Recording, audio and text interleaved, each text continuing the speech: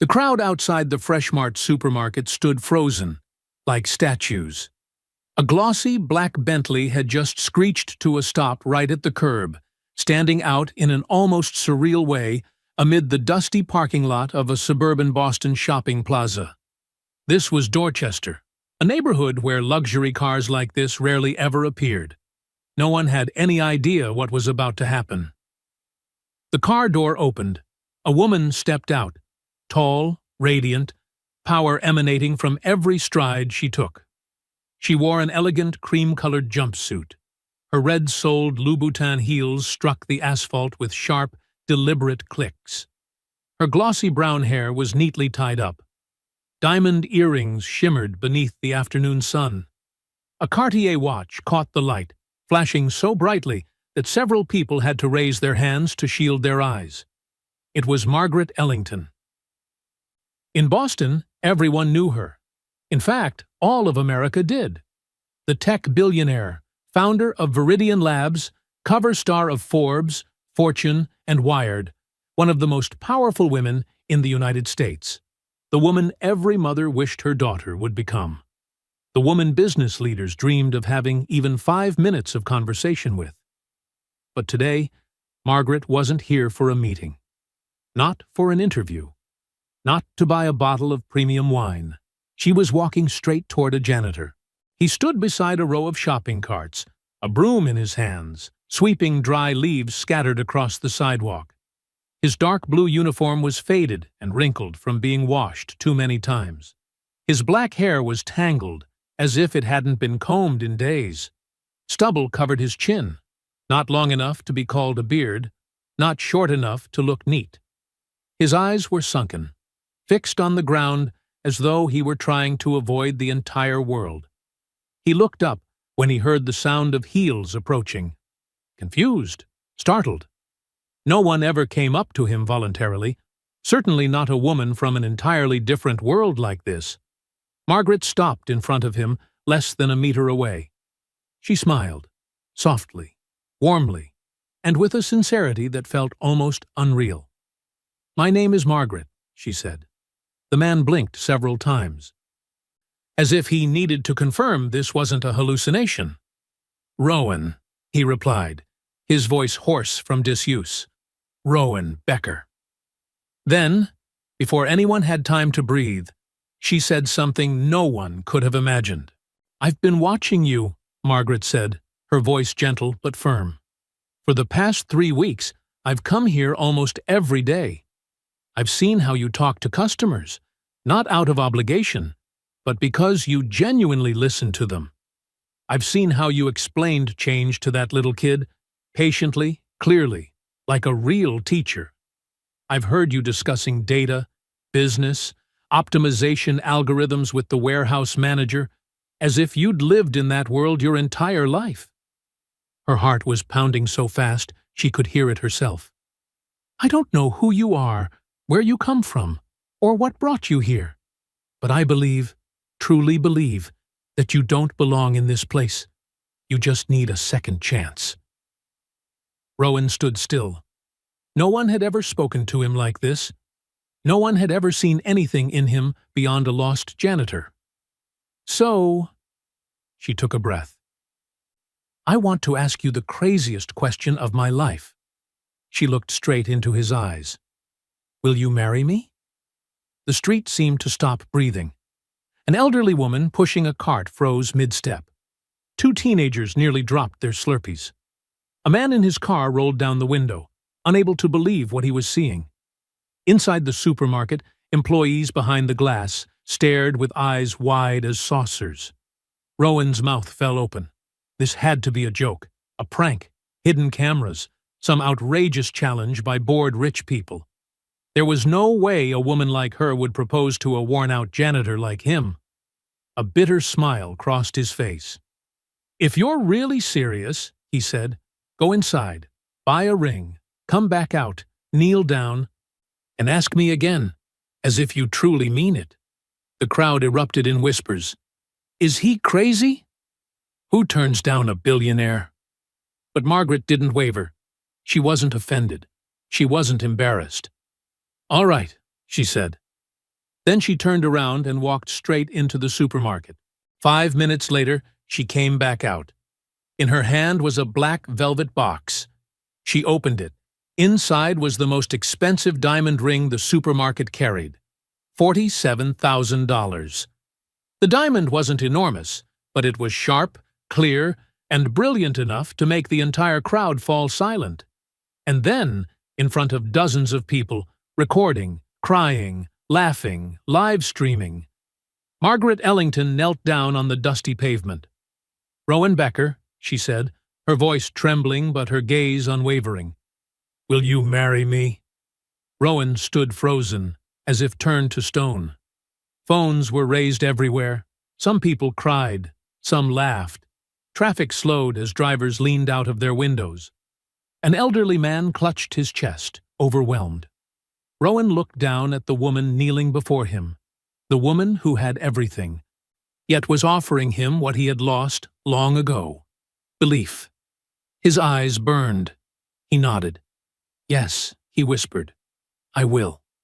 The crowd erupted with emotion. Margaret slid the ring onto his hand, a hand rough with calluses and dust. He stared at it, as if it belonged to a world that was never meant to be his.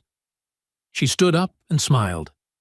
"Now, get in the car." He hesitated, glancing down at his old uniform, his worn shoes, the dirt under his nails. "I'll dirty your seat," he said quietly. "That car, it's worth more than everything I've ever owned combined." "I don't care," Margaret replied. "Leather seats can be cleaned. This moment can't." Rowan removed his dirty apron and folded it carefully, like a farewell ritual. She opened the door. He stepped into the Bentley. The smell of new leather and the cool air conditioning made him dizzy. The door closed. The car pulled away. And Rowan, the man who believed life had forgotten him, had no idea that his story was only just beginning. If you've watched this far, what do you think about this moment? And where in the world are you watching from? I truly want to know how far this story will travel. What do you think will happen when Rowan steps into Margaret's world? Subscribe to the channel to watch the next part, and join me in continuing this journey. To understand why this moment happened, we need to go back 3 weeks earlier. The wall clock in the office showed 8 p.m. Margaret Ellington was still sitting there alone, in the corner office on the 47th floor of the Viridian Labs building, looking down at Boston submerged in a sea of lights. She had just finished a 4-hour board meeting.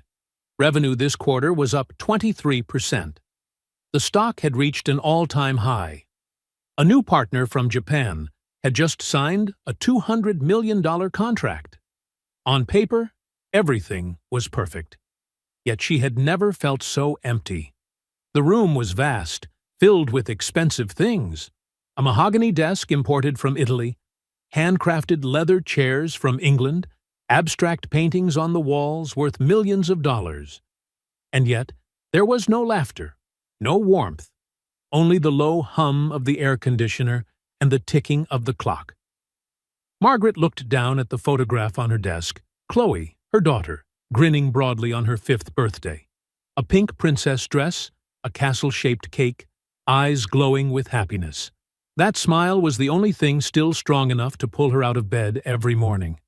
Her phone vibrated. A message from Chloe. "Mom, can you come home and have dinner with me? I miss you. I made mac and cheese, but it's a little burnt. The nanny says it's okay, but I want to eat with you."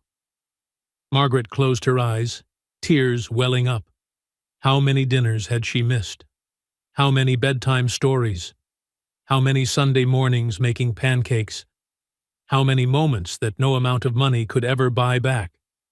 She thought of her parents, Robert and Eleanor Ellington. Her father was a literature professor at Boston University, her mother a pianist. They weren't wealthy, but their small house in Brookline was always filled with laughter and music. Every evening, her father read Shakespeare to Margaret, while her mother softly played the piano in the background. They taught her that success wasn't measured by money, but by the people you love. They died in a car accident when she was 25, just as Viridian Labs began turning a profit. A rainy night in November. A truck lost control on Interstate Y-90. Her parents were on their way home after a concert celebrating their 30th wedding anniversary. She didn't get to say goodbye. She didn't get to say, "I love you" one more time. That night, she had snapped at her mother on the phone because she reminded Margaret not to work too late. "I know, Mom. I'm busy. I'll call you tomorrow." Those were the last words she ever said to her mother. The call from the hospital came at 3 in the morning, and her world collapsed.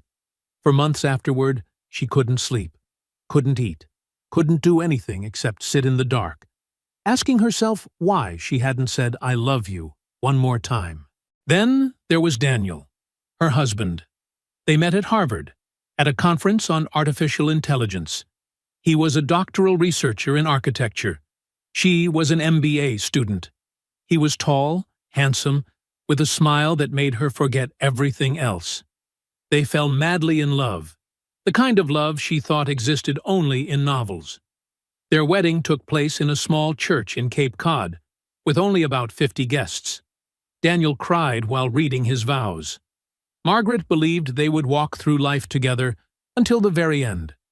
When Chloe was born, they became one of the happiest families in Boston. Daniel quit his job to stay home with their daughter, while Margaret continued building Viridian. They made plans: a house in the suburbs, 2 more children, summer vacations in Europe. Then, one morning, Daniel disappeared. Margaret remembered it vividly. Tuesday, March 15th. She woke up at 6 a.m. as usual, but the other side of the bed was empty. She thought Daniel had gotten up early to feed Chloe.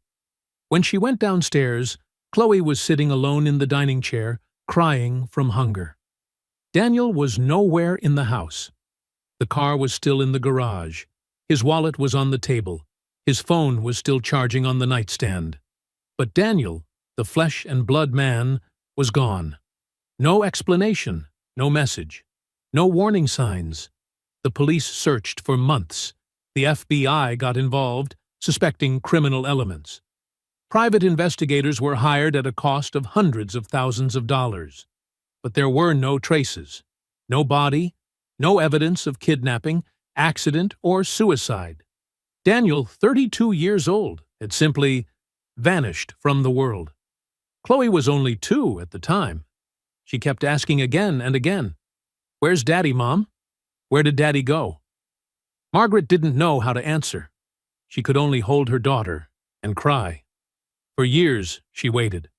She kept the old phone number, the old email address, the old house, in case Daniel came back and needed to find them. Every night, she prayed. She hoped that one day the door would open and Daniel would walk in with some reasonable explanation. Maybe he had lost his memory. Maybe he had been kidnapped and escaped. Maybe there was some story she hadn't yet imagined. But that day never came, and she was forced to keep living. She poured everything into her work. Under her leadership, Viridian Labs grew rapidly. But every night, returning to the large, empty mansion, she felt less like a human being and more like a machine designed to generate money and profit. Chloe needed a father. She needed a companion. But her heart had frozen on the day Daniel disappeared. A week after that night in the office, Margaret was driving home after an exhausting day when she realized she needed to stop at a supermarket. The refrigerator was almost empty. She had forgotten to shop for an entire week. Normally she ordered online, or had the nanny handle it, but today she wanted to pick out fruit for Chloe herself. She turned into Freshmart, a modest supermarket in Dorchester that she had never visited before. This wasn't an area she usually frequented. No Whole Foods, no Trader Joe's, just a local store with a pothole-filled parking lot and faded signage. While she was choosing apples in the produce section, she heard a voice behind her. "No, you calculated it wrong. If you have $10 and buy 3 items at $2.50 each, you'll have $2.50 left, not $3.50. Let me explain again. $2.50 times 3 is $7.50. 10 minus $7.50 leaves $2.50. See? She turned around. A janitor was squatting beside a boy of about 8, patiently explaining the math. The boy seemed to be a customer's child, holding a $10 bill and a few small toys, trying to figure out if he had enough money. The janitor's uniform was wrinkled and faded. His hair was messy, his beard uneven. But the way he spoke, clear, logical, patient, made Margaret stop short. This wasn't the way someone who only swept floors talked. It was the voice of a teacher, of someone accustomed to analyzing and explaining. "Oh, I get it now," the boy exclaimed. "Thank you." The janitor smiled, a rare, fleeting smile, as if he had forgotten how to smile and was relearning it. "You're welcome. Just remember, math isn't hard. You just need to remember the rules and practice." Margaret stood at the end of the aisle, a bag of apples in her arms, silently watching, forgetting entirely what she had been doing. She returned to Fresh Mart the next day, and the day after that, and the day after that. At first, she told herself it was just convenient. Then, she told herself the fridge was empty again. Eventually, she stopped telling herself anything. She simply went. Every time, she saw the same man. He swept, gathered carts, mopped floors, took out the trash. Mundane, repetitive, dull work. But occasionally, she caught him talking to someone, and every time, she was more surprised. Once, she saw him help an elderly woman find medication. The woman needed a pain reliever, but couldn't remember the name. He patiently asked about her symptoms, asked what she had used before, then led her to the correct shelf. "Low-dose aspirin would be better if you have heart issues," he said, "but you should ask your doctor before using it regularly." Another time, she saw him speaking with a young employee struggling with the inventory management software. "This system uses the FIFO algorithm, first in, first out," he explained.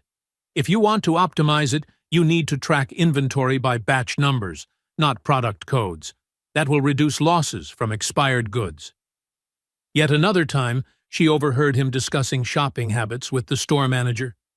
Frozen food sales increase about 15% in winter, but drop around 20% in summer.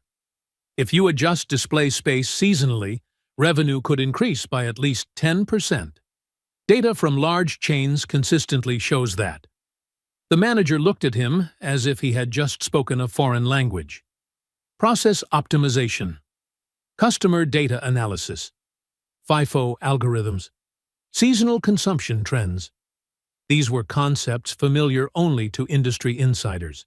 Even Margaret, the CEO of a multi-billion-dollar tech company, had needed years of work to truly internalize them.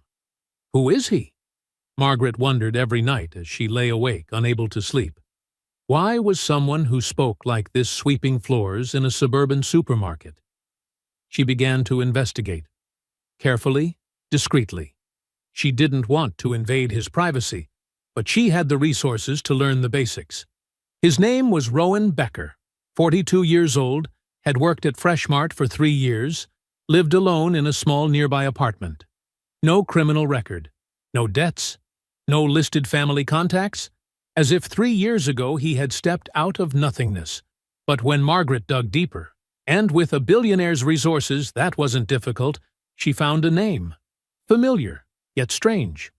Also Rowan Becker, but a PhD in data science from MIT. Rowan Becker, former director of analytics at a top consulting firm. Rowan Becker, once invited to speak at TED on the future of big data. Then that name disappeared. 5 years ago, all traces stopped. No more articles, no more conferences, no more public appearances. As if he had died. But he hadn't died. He was sweeping floors in a suburban Boston supermarket. What had happened between these two versions of the same name? Margaret couldn't find the answer, but she found something else, a strange belief. She believed this man didn't belong here. She believed something had pushed him off the cliff of his life, leaving him clinging to the edge with barely enough strength to hold on. He needed a hand to pull him up, and she wanted to be that hand. One night, Lying in bed, staring at the dark ceiling, a crazy thought suddenly occurred to her. If she offered him a job, he would almost certainly refuse. He would think she pitied him, that she was simply a wealthy benefactor. He would retreat, closing off his heart. But what if she did something big enough to prove she was truly serious? She shook her head. Crazy. Completely crazy. But the thought wouldn't leave her. It followed her into sleep, followed her to the office, followed her through every meal. It whispered every time she saw Chloe smile, a smile missing the presence of a father. She didn't love Rowan Becker. She barely knew him. But between them was an unnamed resonance. Two people broken in different ways, still trying to live on even when their hearts no longer had a reason. 3 weeks later, she made her decision. She wouldn't just offer him a job. She would do something he couldn't refuse. Something that proved she was truly betting on him, not out of pity, but because she saw his real worth. She would propose to him. And that insane decision led to the moment outside the Fresh Mart supermarket, where a billionaire knelt before a janitor, opening the story you saw at the beginning of this tale. Back to the present. The Bentley glided smoothly through the streets of Boston, heading toward the upscale Back Bay district. Rowan sat rigid in the passenger seat, clutching an old canvas bag tightly on his lap, his eyes constantly darting back and forth between Margaret and the road ahead. He didn't say anything. Neither did Margaret. There was only soft jazz from the sound system and the almost silent hum of the electric engine. Everything felt like a dream. A strange dream, absurd, illogical, impossible to be real. That morning, he had still been invisible, just a shadow in a faded uniform, sweeping trash outside the supermarket, trying not to think about anything. And now, he was the fiancé of the most admired woman in America, and he couldn't even understand why. What does she want from me, he wondered. Is she crazy, or am I crazy? Or are we both crazy? Margaret glanced at him. His eyes were bloodshot, not from emotion, not yet, but from years of breathing dust, of sleepless nights, exhaustion, and the slow destruction of merely existing, rather than truly living. There were so many things she wanted to ask: who he was, what had happened, why he was here. But she knew it wasn't time. He needed time. He needed space. He needed to be treated like a human being before he could open his mouth and tell the story of his life. First, he needed to become a person again. "We'll stop somewhere first," she said gently. Rowan only nodded, asking nothing. The car stopped in front of a high-end barber shop on Newbury Street, the most luxurious shopping street in Boston. The sign read, "The Gentleman's Quarter, Grooming and Spa." The clear glass door revealed a gleaming marble floor inside, gold-trimmed mirrors, a polished mahogany counter, and luxurious black leather chairs. A man wearing a white shirt and a gray vest stepped out to open the door, a professional smile on his lips. That smile faltered slightly when he saw Rowan, dirty uniform, messy hair, patchy beard, but immediately returned to perfection when he saw Margaret step out of the Bentley. "Ms. Ellington!" he exclaimed, his voice full of respect. "We are honored to serve you." Margaret walked in, Rowan following behind. "He's with me," she said. "I want the best service for him. Everything. Haircut, shave, skincare, all of it." The man only nodded. "Of course, ma'am." In the world of people like Margaret Ellington, there were no questions, only obedience. Margaret turned to Rowan and smiled. "Let them take care of you. I'll wait outside." Rowan wanted to say something, perhaps, "It's not necessary," or "I don't deserve it." But Margaret had already turned away, stepping outside before he could open his mouth.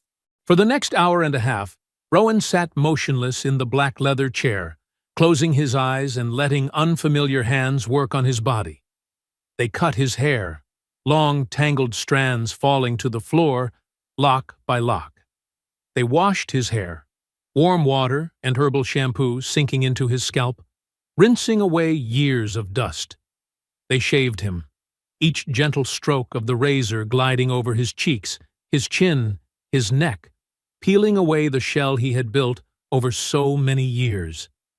And as the razor passed over his skin, memories rushed in. Anna, his wife. She had once sat on the bed watching him shave every morning, teasing him, "I like you better with a beard. You look more masculine." From that day on, he grew one, and after she died, he never shaved again, as if the beard were the last thread tying him to her. Now it was falling to the floor, strand by strand, strand by strand, as if he were erasing the last remaining part of his old self. Tears suddenly spilled out, mixing into the shaving foam. The barber startled, stopping his hand, worried. "Sir, are you okay? Did I hurt you?" Rowan drew a deep breath, his chest trembling slightly. "I'm fine," he answered, his voice thick and hoarse. "Keep going." The barber hesitated for a moment, then continued. When they finished, they handed him a mirror. Rowan looked into it, and he didn't recognize the man staring back at him. A sharp jawline emerged beneath freshly shaved skin, high cheekbones, slightly thinner than he remembered, but still carrying a strong structure. His black hair was cut short and styled to the side, revealing a thoughtful forehead. His eyes, those eyes he had avoided looking at for years, were still tired, still heavy with sorrow. But there was something new in them. A spark, a sliver of hope, a hint of life. "Is that me?" he wondered, raising a hand to touch his face. "Or the shadow of who I used to be?" "Sir, your clothes are here." An employee approached, holding a new outfit, a tailored white dress shirt, fitted black trousers, polished cognac leather shoes. Margaret had arranged it in advance, guessing his size correctly. Rowan hesitated for a brief moment. The last time he had worn clothes like this was at a funeral. 5 coffins. 5 of the people he loved most. And he had stood there in a black suit, unable to cry because he had run out of tears, unable to speak because his throat was locked tight, unable to do anything but stand still, like a corpse among corpses. He took a deep breath, pushed the memory aside, and stepped into the changing room. When he came out, Margaret rose from the chair where she had been waiting. Her eyes widened, her lips parting slightly. Where only a few hours earlier there had been a shabby, dirty, invisible janitor, now stood a completely different man. A man she had only glimpsed through the way he spoke about data and people in the supermarket. A man who carried intelligence, quietness, and a kind of hidden power. The power of someone who had once stood very high and knew he could return there. "This is the man I saw," she murmured, as if confirming it. Rowan stood there, not knowing what to do with his hands, looking like a teenager going to prom for the first time. "I feel like," he hesitated, "like I've come back to life, like I've just stepped out of a grave." "You haven't seen anything yet," Margaret replied, taking his hand. "Come on." They returned to the car and continued driving home. When the Bentley stopped in front of the mansion gates, Rowan's eyes widened. "This is your house?" "No," Margaret smiled. "This is our house now." The iron gates opened slowly, revealing a huge white mansion with a wide glass facade, 2 rows of tall maple trees lined up along the driveway. In the middle of the courtyard, a fountain welcomed them with white sprays of water. Rowan stepped out of the car slowly, like a child walking into a fairyland. Inside, the house carried a faint scent of vanilla and lavender. From the high ceiling, crystal chandeliers cast warm light. On the grand staircase, a curly-haired little girl, eyes still heavy with sleep, stood rubbing her eyes. She wore pajamas printed with Princess Elsa. "Mom, who is that?" she asked. Margaret opened her arms. "Chloe, come down and say hello, sweetheart." The girl ran down, hugging her mother tightly. Then she looked up at Rowan, her gaze curious and cautious. "This is Mom's friend," Margaret introduced. "His name is Rowan." and he'll be staying with us from now on." Chloe tilted her head and studied him closely for a long moment. "Are you a good person?" Rowan lowered himself, bending one knee so he was at her eye level. "I'm trying," he answered honestly. Chloe looked at him for a few more seconds, then nodded firmly. "Then you can stay. But you're not allowed to tell ghost stories at night, okay?" Rowan let out a soft laugh, the first real laugh in many long years. "I promise." That night, Margaret arranged a guest room for Rowan on the second floor. Martha, the housekeeper, brought up a tray of food: roast beef, mashed potatoes, steamed vegetables. Rowan ate slowly, savoring each bite. How many years had it been since he'd eaten a meal like this? Afterward, he stepped out onto the balcony and sat watching the lights of Boston glitter in the distance. The city looked like a sky full of stars turned upside down. Margaret came over carrying 2 glasses of wine. She sat beside him and handed him one. "Now," she said, her eyes still on the horizon, "tell me, who are you? Rowan Becker?" He stared at his hands for a long time, the calluses, the scars, the traces of a life she didn't yet know. "That's a long story," he said softly. "I have all night," Margaret replied. Rowan drew a deep breath, as if preparing to dive into the depths of memory, and then he began. "My name is Rowan Becker, and you're right, I wasn't always just a janitor." His voice was low and rough, as if every word carried the weight of an entire decade of pain. "I earned my PhD in data science from MIT when I was 27. I worked with international companies. Google, Microsoft, Goldman Sachs were all clients of mine. I trained analysts, built predictive models for banks and hospitals. I was invited to speak at MIT at Stanford. I had a TED talk with over 2 million views." Margaret remained silent, simply listening. "I had a wife, Anna Marie Sullivan. We met at a tech conference in San Francisco.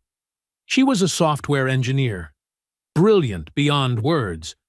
But what made me fall in love with her was her smile. That smile could make me forget everything in the world." His gaze drifted somewhere far away. "We had 2 children. Lucy, she was her mother's mirror image, and by the age of 8, she had already read the entire Harry Potter series. And Jonah, 5 years old, impossibly mischievous, but all it took was one smile and the whole family melted." His voice began to tremble. "My parents lived with us.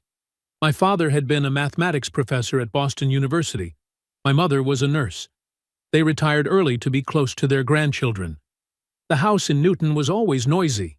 Children's laughter, my mother singing in the kitchen, my father flipping through the newspaper, Anna calling me downstairs for dinner."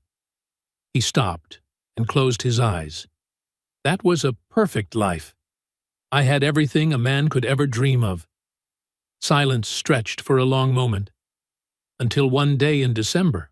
Rowan swallowed hard, his shoulders trembling slightly. "We planned a winter vacation in Colorado. Aspen, the whole family. Anna, Lucy, Jonah, my parents. Lucy was excited about skiing.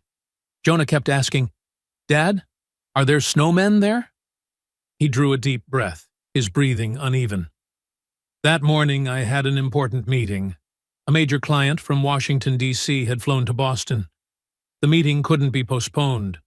I told Anna I would fly out to join them the next day." He opened his eyes, staring into the empty space ahead. "That morning, I remember every detail. It was cold, a thin layer of snow still left over from the night before. I was in a hurry. The meeting started at 9. Anna was feeding the kids breakfast in the kitchen. Jonah spilled his milk and burst into tears. Lucy was arguing with her grandmother about how many books she was allowed to bring. He let out a soft, broken laugh. A perfectly ordinary, chaotic morning. I had no idea it would be the last time I ever saw it. Anna walked to the door with her bag over her shoulder. She was wearing the red coat I had given her for her birthday the year before. She turned back and said, Rowan's voice suddenly cracked. Promise me. Don't let work make you forget the trip. I was staring at emails on my phone. I only looked up for a second, said, I promise, and kissed her absent-mindedly, just a light touch on her cheek. I didn't even look her in the eyes. Tears rolled down his face. I didn't hug the kids. I didn't kiss them goodbye. Lucy ran to the door. Bye, Dad. And I just waved. Jonah was in my mother's arms, still sniffling about the spilled milk. I didn't step closer to him. The taxi arrived. I stood at the door, waving as they left.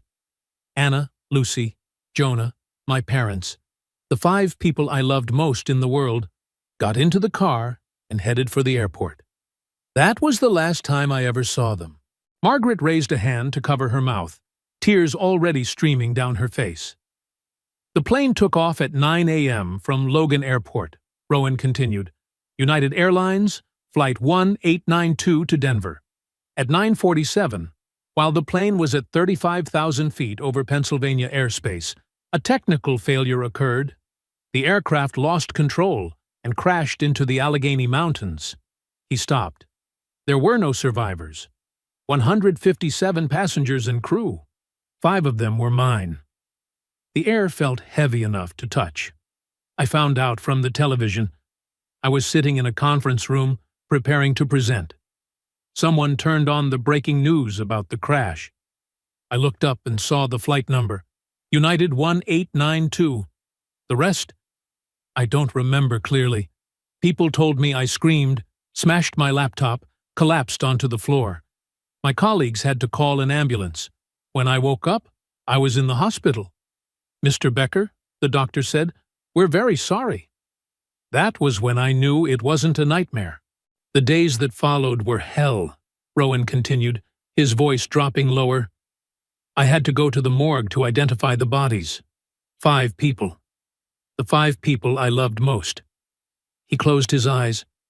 They weren't intact anymore, Margaret. The plane fell from 35,000 feet. I had to identify them by what was left. Anna's wedding ring, the bracelet Lucy had strung herself from pink plastic beads, Jonah's teddy bear, my father's watch. Margaret sobbed aloud. The funeral was held on a rainy day. 5 coffins lined up in the church. 5 sealed coffins. And I stood there alone, unable to cry anymore because I had already run out of tears.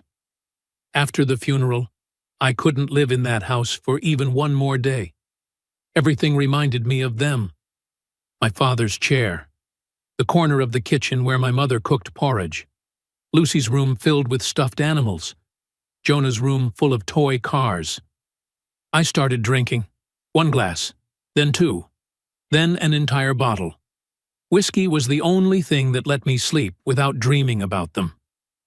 Then I stopped going to work. The company called. I didn't answer. Friends came knocking. I didn't open the door.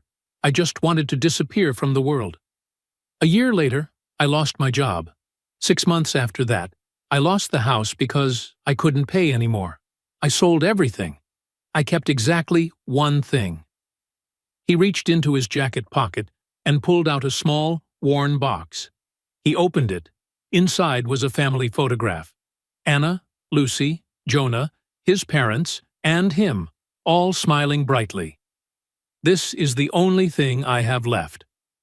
Margaret stared at the photograph, tears flowing freely. I wandered for a while, slept in my car, and when I no longer had the car, I slept in parks. Then one day, I saw the hiring sign at Freshmart. They needed a cleaner. They didn't ask about the past. They just needed someone willing to work. He gave a small shrug. And I just needed a place to exist. Not to live. Just to exist. For the past 3 years, I've swept floors, lined up carts, cleaned toilets. I kept conversations with anyone to a minimum. I just counted the days passing and wondered when it would all finally end. Rowan lifted his head and looked straight into Margaret's eyes. Then you appeared and asked me if I wanted to marry you. Margaret wiped her tears, her voice breaking. I understand that pain, Rowan. I lost my parents in an accident too, and my husband disappeared when Chloe was only 2 years old, without a single explanation. I waited for years, but he never came back. Rowan looked at her, stunned. You built all of this? After all that? She nodded. I had to live, for Chloe, and for myself. Rowan lowered his head. You're a true warrior. Margaret smiled through her tears. So are you. You just haven't realized it yet. They sat in silence together for a long time. The distant sounds of the city, the wind moving across the balcony, the steady beating of two hearts that had once believed their lives were already over. Rowan took a deep breath. For the first time in 5 years, he didn't just feel like he was alive. He began to feel that he wanted to keep living. The next morning, Rowan woke to the sound of birds singing outside the window, warm sunlight slipping through the sheer curtains, and the rich aroma of coffee drifting up from downstairs. For a few seconds, he simply lay there, listening to everything. This feeling of peace. How long had it been since he had last touched it? Then Rowan suddenly sat up, half believing, half doubting that everything from the night before had been nothing more than a dream. Too beautiful to be real. But no, the room was still there. The soft blanket, the comfortable bed, the gentle warmth in the air. Everything was real. A soft knock sounded at the door. Come in, he replied. Chloe peeked her head inside, her curly hair messy, still wearing her soft pajamas. Good morning, Rowan. Mom told me to come get you for breakfast. There are pancakes. Rowan laughed at her enthusiasm. Good morning, Chloe. I'll be right down. She immediately disappeared, the thudding sound of her footsteps racing down the stairs echoing like an announcement of a new, energetic day. Margaret was already seated at the dining table, dressed in an elegant navy blue suit, sunlight falling across her face, making her look both strong and warm. Good morning, she said. Good morning, Rowan replied, taking a seat across from her. On the table was a generous breakfast, golden pancakes, sunny side-up eggs, crispy bacon, and a pitcher of fresh, cold orange juice. Eat, Margaret said. You'll need the energy. Rowan frowned. Why? Margaret looked at him, her gaze serious yet gentle. Because today you start working. Rowan nearly choked. Working? Where? Viridian Labs, she replied lightly, as if it were the most obvious thing in the world. I didn't propose to you out of pity, Rowan. My company truly needs someone like you. He shook his head, his voice lowering. Margaret, I've been out of the industry for 5 years. Technology changes every day. Then you'll relearn, Margaret said without hesitation. What you were capable of hasn't disappeared. The core skills are still there. You just need someone to believe in you. Rowan looked down at his plate, his hands trembling slightly. I don't know if I'm ready. Margaret reached across the table and took his hand, her voice warm and steady. I know. And I believe in you. That's enough. That afternoon, Rowan followed Margaret into the 50-story glass tower, the headquarters of Viridian Labs. Inside, it felt like a different world. Light reflecting off glass, chrome gleaming, confidence present in every step the employees took. Everyone was busy. Everyone had a clear objective in mind.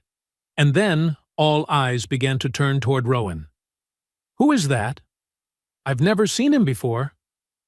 Is he her new partner? Rowan walked past the murmurs, feeling only the cold creeping into his hands. They went up to the executive floor. Margaret opened the door to a corner office, spacious, bright, with a panoramic view of Boston. On the desk lay an elegant card. Welcome, Mr. Rowan Becker, Director of Strategic Data Analytics. Rowan froze. This is for me? Margaret nodded. As of today, you are Viridian's Director of Data Analytics. You report directly to me. Rowan still couldn't believe it. But my resume, it's completely blank. Who needs a resume? Margaret smiled lightly. I'm the CEO. I have the authority to hire anyone I want. But not everyone at Viridian welcomed his arrival. At the first leadership meeting, David Morrison, the chief financial officer, was the first to speak. "Excuse me, Ms. Ellington," he said, his voice filled with skepticism, "but who exactly is Mr. Becker? I can't find any professional record of him over the past 5 years." The room fell silent instantly. All eyes turned to Rowan. He took a deep breath. "For the past 5 years, I've been a janitor at a suburban Boston supermarket." A wave of whispers spread across the room. "A janitor?" David repeated, the word almost dripping with undisguised contempt. "Before that," Rowan continued, his voice strangely calm, "I earned a Ph.D. from MIT. I consulted for Google, Microsoft, and Goldman Sachs." The room went quiet. "5 years ago," he went on, "I lost my wife, my 2 children, and my parents in a plane crash. I lost everything, and I no longer wanted to live." There were no whispers now. Only a heavy, suffocating silence. "Ms. Ellington gave me a second chance," Rowan concluded, "and I will do everything to prove she wasn't wrong." The first weeks sounded glamorous, but the reality was hell. Technology had changed too much. Python, TensorFlow, PyTorch, things that had still been in their infancy 5 years earlier, were now standard. Rowan felt like someone who had stepped into the future without a map. He sat in front of his screen 12 hours a day, reading documentation, watching tutorials, filling pages with notes. There were moments when he wanted to close the laptop, walk out of the room, and disappear. "I don't belong here. I'm just an imposter." But then he remembered the moment Margaret knelt on the sidewalk that day, her eyes filled with faith in a man who had lost himself. He couldn't betray that trust. Rowan kept going. He arrived the earliest, left the latest, and slowly, the sharp analytical instincts he once had began to return. Not gone, just buried in silence for too long. 1 month later, at a board meeting, Rowan stood before a large screen. "I've analyzed all operational data from the past 3 years," he began, "and I found a pattern no one noticed." He clicked a button. Charts appeared. "Our cloud resource allocation system is extremely wasteful. We're paying for 40% of capacity that is never used. If we implement the optimization algorithm I'm proposing, Viridian can save approximately $18 million per year." The room fell into the kind of silence Rowan knew was a good sign. David Morrison slowly asked, "That figure, where did you get it from?" Rowan presented dozens of charts, predictive models, calculation formulas. Every data point was clear and solid. Richard Chen, the chairman of the board, looked at him with rare approval. "Impressive, Mr. Becker." When the meeting ended, David Morrison approached him, his expression noticeably softer. "It seems I underestimated you," he said. "I apologize." Rowan simply smiled. "That's all right. I once underestimated myself too." From that day on, Rowan no longer merely existed. He began to live again, and then to grow. He attended technology conferences. He led the analytics team. He published an article in Harvard Business Review titled "Second Chance Leadership." The eyes that had once been sunken and lifeless now shimmered with vitality, as if a small flame were slowly reigniting inside him. And Margaret, she too, changed in ways she had never expected. She smiled more, came home earlier, spent time playing with Chloe instead of burying herself in work. In the evenings, the 3 of them sat down for dinner together. Chloe talked about school. Margaret talked about the company. And Rowan listened, occasionally offering a comment that made both mother and daughter burst into laughter. But Chloe did not easily accept his presence. One night, when Rowan tried to sit down to read her a story, Chloe shook her head immediately. "I don't want you to read. I want Mom." "Chloe," Margaret began to say, but Rowan gently raised his hand. "It's okay," he said softly. "Your mom will read to you." He stepped out into the hallway, and just as the bedroom door closed, he heard Chloe whisper, quiet but loud enough to tighten his heart. "Mom, is he my new dad? I don't want a new dad. I want my old dad to come back." Rowan stood there for a long time, one hand pressed to his chest, feeling as though someone were crushing his heart. A week later, Chloe stayed curled up in her room, refusing to come down for dinner. Rowan knocked gently. "May I come in?" Silence. Then a small, hesitant, "Okay." He stepped inside and sat down on the edge of the bed. Chloe hugged her pillow tightly, avoiding his gaze. "What's wrong, sweetheart?" "Nothing." "Chloe," Rowan said, his voice softening, "I know something is making you sad." The silence stretched. Then suddenly, the little girl burst into tears. "Why did my dad leave me? Why didn't he love me enough to stay?" Rowan froze. This was the first time Chloe had spoken about her biological father. "I don't know why your father made that choice," he said slowly, weighing every word. "I can't speak for him. But I do know one thing. The fact that he left was never your fault." Chloe cried even harder. "But I miss him so much. I miss him terribly." Rowan reached out and pulled her into his arms. "I understand," he said. "I miss the people I love too. I miss them so much, it hurts in my chest." He gently placed a hand over her heart. "But do you know something? They're still here, right here, in our hearts." Chloe clung to him, crying into his shoulder. They sat that way for a long time, with only her sobs and her trembling breaths filling the room. Finally, Chloe lifted her head. "Uncle Rowan?" "Yes, sweetheart?" Can I call you Dad?" Rowan choked up, his voice trembling. "If you want to, that would make me very happy." A small smile appeared on Chloe's face, the first smile she'd had all day. Then, "Dad, I'm hungry." Rowan laughed, tears streaming down his face. "Then let's go eat, my daughter." From that day on, Chloe called Rowan Dad. And Rowan, the man who believed he would never hear that word again, finally reclaimed a part of his soul he had thought was lost forever. He was no longer just someone Margaret had rescued. He had become part of a family, part of warmth, part of hope.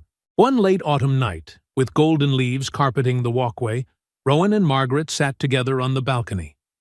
Rowan looked at her, his voice low and sincere. "Why did you do it? That day, at the supermarket?" Margaret remained silent for a long moment before speaking softly. "I don't have a perfect answer. I just felt it. When I saw you, I saw someone carrying unimaginable pain, yet still holding on to kindness. You stopped to help a child with math. You didn't judge anyone. You were patient with the whole world, except yourself." She looked straight into his eyes. "I saw someone God wasn't finished with yet." Rowan gave a sad smile. "At the time, I thought you were crazy." Margaret let out a quiet laugh. "I thought I was crazy too. But there are things. The heart knows before the mind does." Rowan leaned toward her. Margaret didn't pull away. She leaned toward him as well. Their lips met, softly, trembling, like two people learning how to love again after having lost everything. A kiss between two souls once shattered, and finally finding their way back into the light. 1 month after their first kiss, during a rooftop dinner at the mansion, the atmosphere was warm and serene, as if the whole world were breathing softly. Rowan suddenly stood up. "Margaret!" She looked up, slightly surprised. "What is it?" "There's something I want to say." The words made Chloe stop eating, her big eyes fixed on him with curiosity. Rowan slipped his hand into the pocket of his suit jacket. Margaret's heart skipped a beat, and Chloe held her breath. Then Rowan knelt down. Chloe gasped. "Oh my gosh!"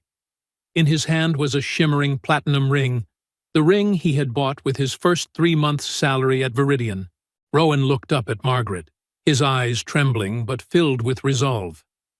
7 months ago, you knelt in front of me on a dusty sidewalk, he said, his voice low and warm.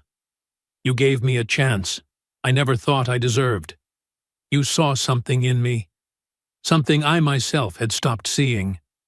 Margaret raised a hand to her mouth, tears beginning to well in her eyes. You gave me a new life. You gave me a reason to wake up every morning. You gave me a family. He glanced at Chloe and smiled. You and your daughter are everything I need. He took a deep breath. I love you, and I want to spend the rest of my life becoming worthy of the love you gave me. Then Rowan lifted the ring, his hand slightly trembling. This time, I want to do it the right way.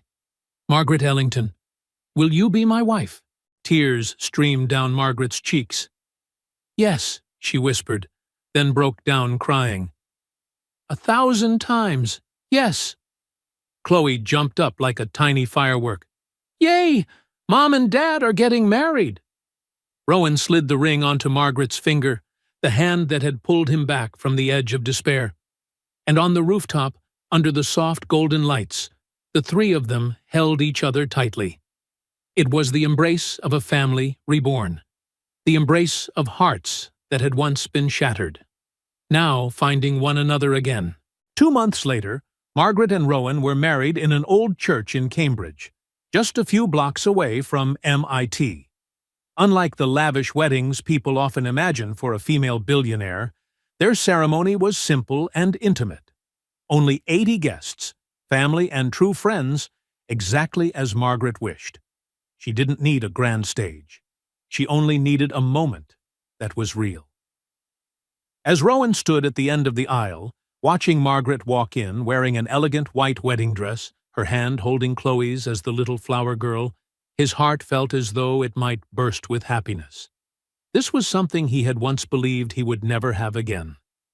I, Rowan Becker, he read his vows, his voice low but steady, take you, Margaret Ellington, to be my wife, in sickness and in health, in wealth or in poverty, until death parts us.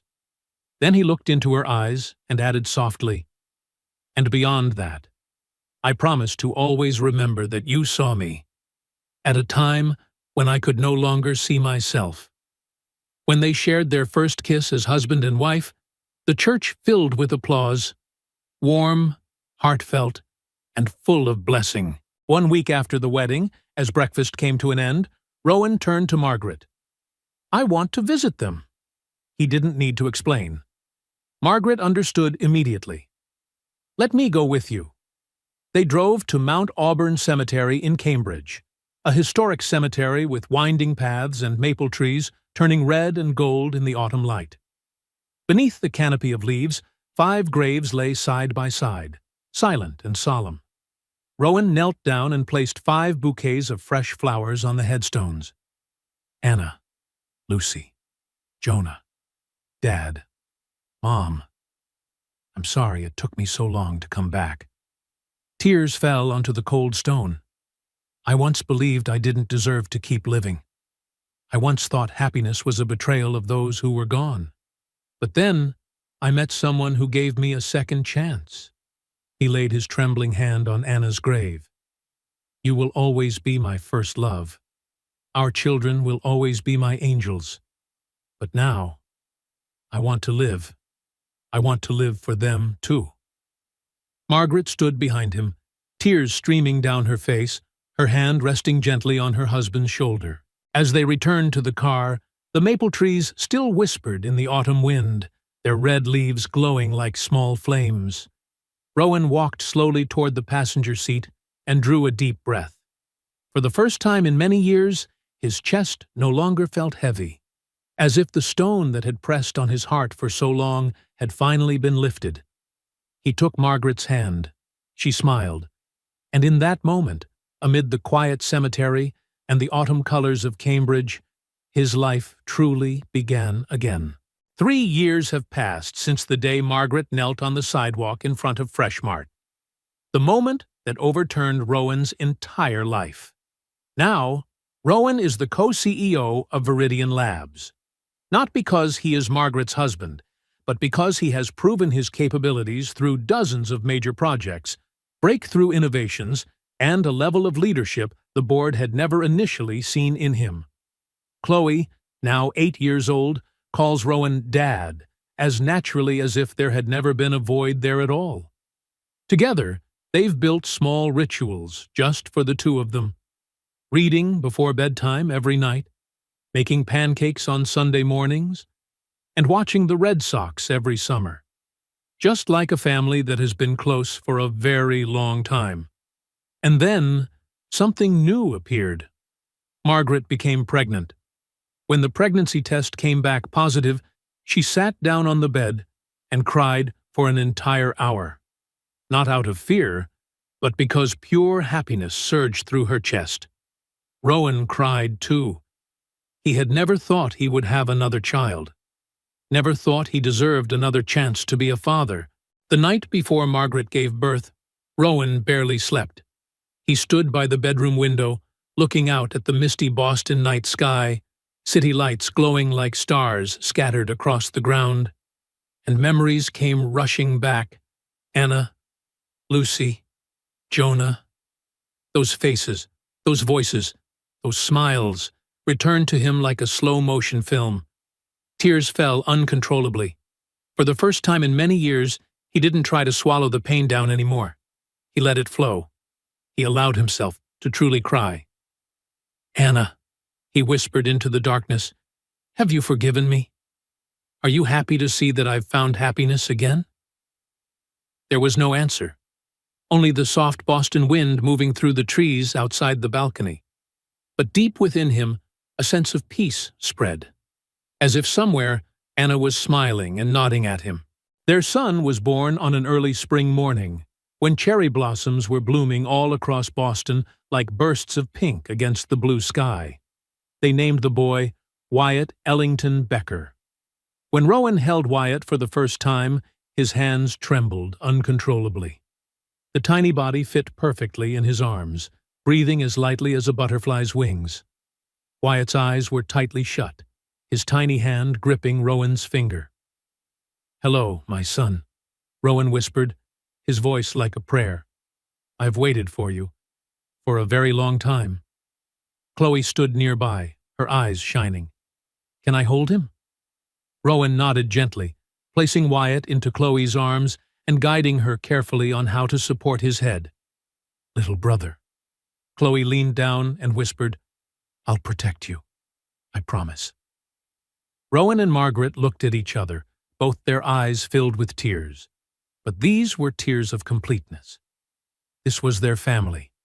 Not perfect, but real. Not whole from the beginning, but pieced together with love, loss, and second chances.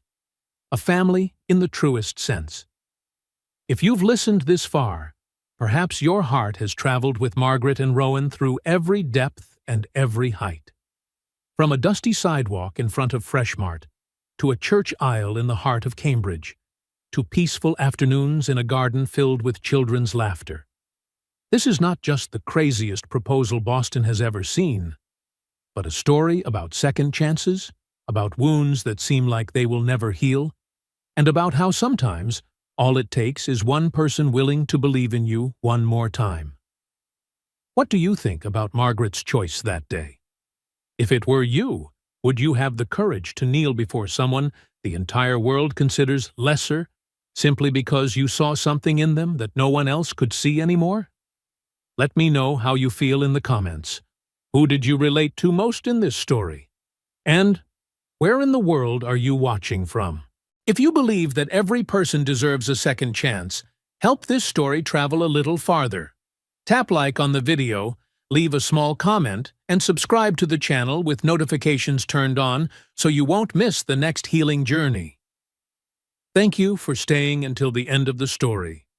See you in the next telling.